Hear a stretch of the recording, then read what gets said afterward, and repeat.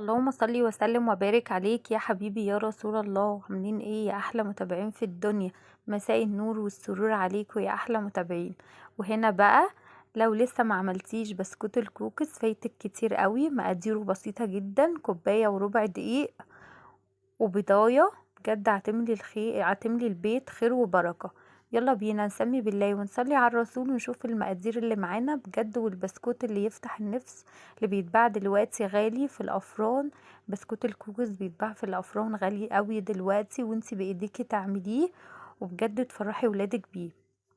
هنا بقى عندي بولة، نزلت في البولة بنص كوباية زبدة ونص كوباية سكر بودرة. لو ما عندكيش زبدة عندك زيت عادي مفيش مشكلة، عندك سمنة المادة الدهنية الموجودة عندك واللي انتي بتحبيها وتفضليها ضيفيها، مفيش اي مشكلة. ممكن يكون ميكس زيت مع سمنة برضو عادي. وهنا بقى نزلت بيضاية واحدة، بعد ما ضربت السكر والزبدة كويس جدا، نزلت ببضاية واحدة عليها رشة من الفانيليا. ودلوقتي هضيف بقى الدقيق، كوباية وربع دقيق بالشكل اللي انتوا شايفينه ده. طبعا هقلبها كويس جدا، وهنزل دلوقتي برشة بسيطة خالص من الملح، لا تذكر يعني رشة لا تذكر كده، ومعلقة بيكنج باودر ومعلقة نشا. بجد النشا بيفرق خالص في البسكوت، بيبقى بيخليه مقرمش كده وحلو قوي. وهنا بقى هقلب المكونات دي كلها كويس جدا بالسباتيو.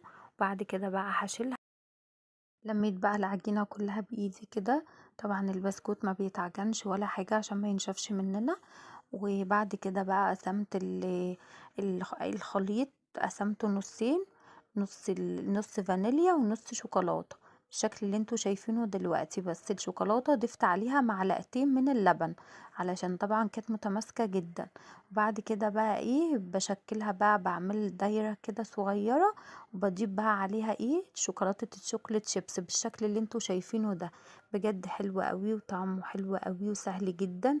وسيفي وابني بقى كان عايز يساعدني كده، طبعا الولاد بتحب الحاجات دي قوي.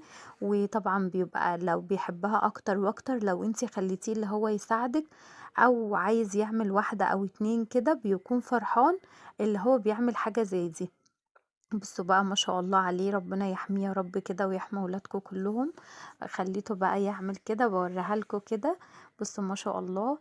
وبعد كده قلت له شاطر يا سيفو، لازم ان هو جنبي كده اللي انت تحفزيه تقولي له كلمة حلوة. ما تنسوش اللايك. رب يكون الفيديو عجبكم، واكون ضيفة خفيفة بدخل على قلوبكم كده، بتستفادوا مني بمعلومة حتى لو بسيطة. ما تنسوش اللايك والشير وتفعلوا الجرس. الفرن وطلع بالجمال ده طبعا.